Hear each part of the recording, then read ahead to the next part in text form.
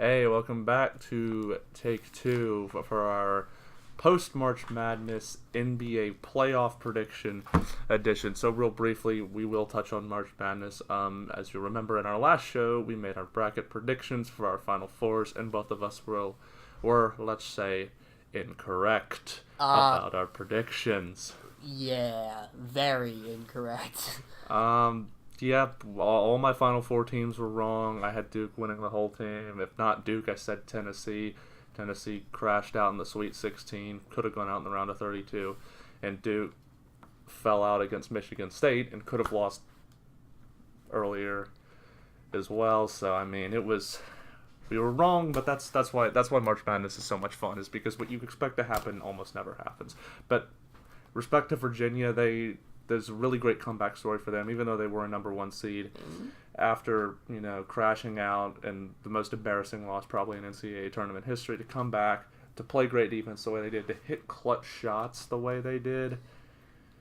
That's impressive in my eyes. Yeah, I'm not entirely satisfied, but with them winning just because of the controversy surrounding the ending of that Auburn game. Yeah. That was questionable at best. Yeah. Some of that, but I full respect to them. And honestly, after I thought it was going to be Auburn, Michigan State. Yeah. And I thought Michigan State was going to win it, but that did not happen at all. Yeah, and I mean, there's a lot of controversy about that call. I mean, there's nothing that can be done about it now, but I mean, props to Virginia for playing a good tournament, for playing good defense, and at the end of the day, they made their shots when they had to. But now I think we need to move on, because two all-time great NBA legends played their final games last night. Two Hall of Famers, two great guys as well as great players. Speaking of Dwayne Wade and Dirk Nowitzki. So what we're going to do is we're each going to give a tribute to those players and just talk about the careers briefly. So I will discuss Dwayne Wade, and all I have to say is, I mean, he is the perfect example of the kind of guy you want to have on your team. In his first few years in the league, before the league went to small ball and started shooting more threes, Dwayne Wade was a Jordan-esque player in the way that he attacked the basket and in the way that he played defense. He's the all-time shot-blocking guard in NBA history, more block shots than any other guard. He just played at 6'3", not a very big guy. He played like someone who was 6'8", 6'9". He just had that presence on the court. Elite ball handler, fantastic inside scorer, great defender. And really what holds, the only thing that held Dwayne Wade back was just He played so hard that it wore his body down quickly, and he had to have 2 knee surgeries while he was at Marquette, and they were old knee surgeries where it wasn't as advanced as it was now, so the recovery time was a lot longer, and I think that really shortened his prime. But even just throughout his career past his prime, he was still an elite player. And beyond basketball, D. Wade is just one of those guys who, I mean, he's a great teammate. He had the 2006 finals where down 2-0, right? Down 2-0. He came back averaging like 39 points a game, saying, "I'm not going down like this." And he led that team back and won the Heat their first NBA title. But I mean, you could argue that something even more impressive after he built the Heat up like that is when LeBron James came to town and Dwayne Wade just said, "Hey man, at this stage in your career, you're a better player than I am. You drive this bus. You lead this team. I'll take care of myself. I'll take care of my stuff. I'll make plays. I'll hit shots. But you take the lead." And to see a player of his level be able to take a back seat for the sake of a team, especially a team that he built, is very rare in a league with a lot of egos and a lot of talent. Just to be able to have that humility to say, at this stage in your career, you're a better player than me. You're better to lead this team. I'm still going to be great. I'm still going to score a lot of points. I'm still going to pass the ball, rebound the ball, play defense. But you're gonna lead the way with this. And I think there's just so much that says about Wade's character. The tribute video they played in his last home game about all the stuff he did off the court. Just a fantastic individual, a fantastic basketball player. I'd go as far to rank him above Jerry West and say he's the third greatest shooting guard of all time right now. I would as well, actually. Behind Kobe Bryant and Michael Jordan. But, I guess the last thing I'll say is, D. Wade, legendary career. And, could say anything to the guy, just say, Wade County, Flash, Father Prime, changed the game forever. Great person, great player. Just thank you for all you did for the game of basketball. And then the other player who played his last game last night against the Spurs was Dirk Nowitzki. And this one, we kind of knew was coming. I assumed he was going to retire, but it was still devastating to see this be his last game. And watching him break down. Yeah. Dirk Nowitzki is a top 3 power forward of all time. Revolutionized the game by just being, he was the first, in my eyes, the first real big man shooter. Being taller than 7 feet and being able to shoot the ball better than almost anybody in the league at the time. He is probably the best offensive power forward ever, and I don't think that's really that's consensus, but I agree, yeah. He also had one of the most unstoppable moves in NBA history with his one-legged fadeaway that is famous and has been copied by multiple players, most notably Kevin Durant. He built himself an amazing career with his 2007 MVP, and I think the best thing he ever did was the 2011 title. Yeah. That, in my eyes, besides the 2016 finals, is the best and most... it's definitely, in my opinion, the most impressive. Most impressive upset in finals history, yeah. Besides maybe the Warriors-Cavs one. That was an incredible series for him, and for them to be able to beat that Heat team that nobody thought was beatable was incredible. Yeah. And yes, he did have good players on the team. Like, he had an old Jason Kidd, Sean Marion, and others. But still, to beat that team was... Right. And his prime lasted forever, He was still really good up till 2012. And he never really was washed until this year or last year. Yeah. And one thing I'll say is I had the privilege... I've been to 2 NBA games in my life, and I've had the privilege to see both of these guys. Last year, with this newspaper staff, with the Tribal Tribune, we traveled to Dallas and got to see the Mavericks play the Bucks, and got to see Dirk play live, and I got to appreciate when I was there. Obviously he was far past his prime, second to last season, but just to see the level of love in Dallas for him. Unequivocally a loyal player. And then over spring break, I was in South Florida, and I had the opportunity to watch the Dallas Mavericks again, but this time in Miami, playing the Miami Heat, and got to see Dwayne Wade play live. And again, in Miami, you just got the sense of how much that community loves D. Wade and how much D. Wade loves that community. And I think there's something, special to be said about both those guys, and that they are just so beloved by their communities. They gave so much back. It's definitely impressive. And one final thing I'll say is, that was probably the best decision in Mavericks history, was trading Robert Tractor Trailer for Dirk Nowitzki. That's like the ultimate funny meme thing that you would not... That's like, there's no way that's real, but yes, the Mavericks drafted a player named Robert Tractor Trailer and traded him for Dirk Nowitzki. Yeah. So, that is... Fate works in mysterious ways. Yeah. It's amazing. It's amazing, to see, things like that happen.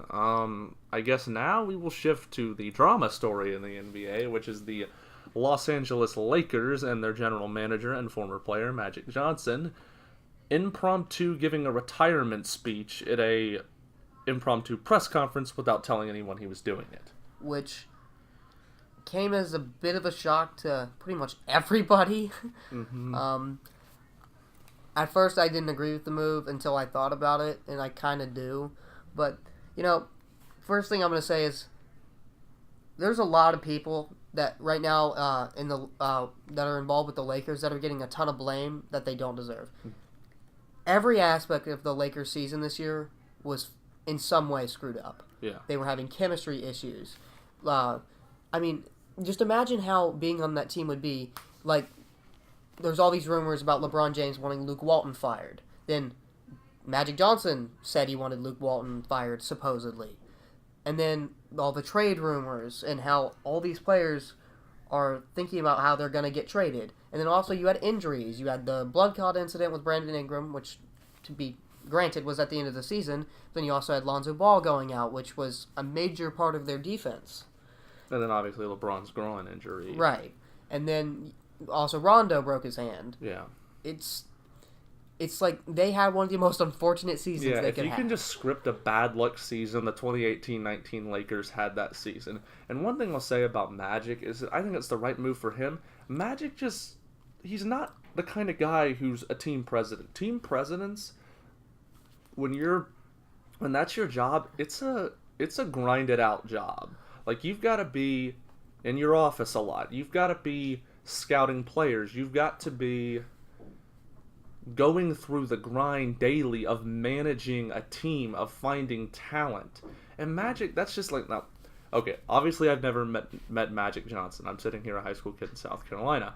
But people who do know Magic, people who are around him a lot, say he's one of the nicest people you'll ever meet. Right. He's a very friendly guy, a very chill person. He likes to vacation a lot, and there's nothing wrong with him. I mean, there's a lot of players in the NBA who all-time great players who you can hate because they had unlikable qualities. Jordan's general aggressiveness, Kobe's rudeness, LeBron's ego, Bird's aggressiveness, Kareem Abdul-Jabbar, his initial kind of, he was very put off-ish to most people. And I mean, even today, you look at Westbrook's just how snappy and just aggressive Westbrook is. Same thing with Chris Paul. Chris Paul will snap on you. And then James Harden's cockiness, and I wouldn't necessarily say James Harden was cocky. I'd say he's cocky. Not. But if you don't like James Harden, and just the way he presents, the aura he creates around himself, he can come off as pretty smug. Yeah, it's James Harden's smugness, we'll call it, and which I think is an accurate assessment, but that's kind of how it's perceived. Yeah, and Kevin Durant's pettiness. Oh, yeah. I mean, a lot of players and a lot of the great players, they all have something you can hate about him, and then there's Magic, who's just like... He's just a nice guy. Yeah, And I think that was part of the reason that I agree with him stepping down was because I think him being GM was really hurting that image. Yeah. With all the controversy about him wanting Luke Walton fired, about how he wouldn't listen to Luke Walton with signings. Like, Luke Walton didn't want to sign Lance Stevenson or Rondo because he said it wouldn't fit in LeBron's system. Mm-hmm. And that was right. He was right. And what is the biggest criticism of Luke Walton? Is that his rotations are terrible. Yeah.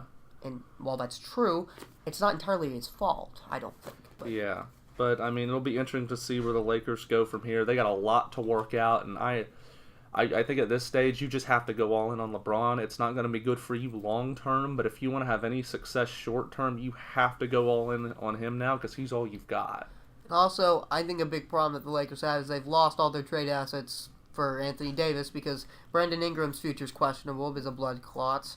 Lonzo Ball, we still don't have an update really on his injury. I mean, we do, but it was a lot more severe than they thought. And I really don't think the Pelicans are going to just take Kyle Kuzma. Yeah. Well, now we'll close the show by doing just the first round, but the NBA playoffs are officially set now. We'll make our picks for the first round series. We'll just alternate. So, First one we'll do Western Conference Warriors and Clippers. I've got Warriors in 5. I think there'll be a little bit of rust from them just waltzing through the regular season. I think the Clippers get a game on them, but I don't think this one's close. I think the Warriors run away with it in 5 games. You? I'd say Warriors in 4. You know, the Clippers have had a really good season considering that they traded Tobias Harris, which nobody thought that they would make the playoffs after doing that, and they did. So, respects to them, but I don't think they're taking a game on the Warriors, really. All right, next up, Rockets Jazz. I've got Rockets in 4. I don't think the Jazz are a playoff team. I think they're a good regular season team, but I think in the playoffs, they're not going to be able to compete with Houston. I think Houston... I got Rockets in 5, but I will say the one thing that is true is they put on quite a show last year in the playoffs by upsetting the Thunder. Yeah. And speaking of that, next matchup in the Western Conference, Blazers and Thunder. I've got Thunder in 6. I like Damian Lillard. I like his loyalty. I like Portland, but Oklahoma City's too good. They've got too many stars in Paul George, Russell Westbrook, and Steven Adams. They got too many good role players around it. I think Lillard can play some good games. But with the injuries to Nurkic and McCollum, the Blazers will be lucky to get 2 games in this series. So Thunder in 6 if the Blazers play really well. I'm actually going to say it's going to be Thunder in 5 because, you know, even though they got swept last year against the Pelicans, the reason it wasn't worse and they weren't getting blown out every game was because of C.J. McCollum. Yeah. He was their best player last year in the playoffs. It definitely wasn't Lillard. Nuggets and Spurs. That's a tough one. I'm going to say Nuggets in 7. The Spurs have the best coach in the league. Denver's played really well in the regular season. I don't think they get very far, but I think they get the best of the Spurs. I'd say Nuggets in 6. My only concern with the Spurs is that we don't know how DeMar DeRozan's going to perform. Obviously, he didn't perform in Toronto always, and that's putting it lightly. LaMarcus Aldridge, he can be kind of passive, and you can't be passive in the playoffs. Yeah. Bucks Pistons. I've got Bucks in 5. The Pistons have got some good players in Blake Griffin and DeAndre Jordan, but Giannis, Chris Middleton, that team, that Malcolm Bucks Brogdon, team, Eric Bledsoe, Nikola Mirotic. that Bucks team is really good, and they're gonna be able to get past the Pistons with relative ease. And I agree, 5. All right, Celtics Pacers. I think Boston's gonna find their groove in the playoffs. I'm saying Celtics in 6.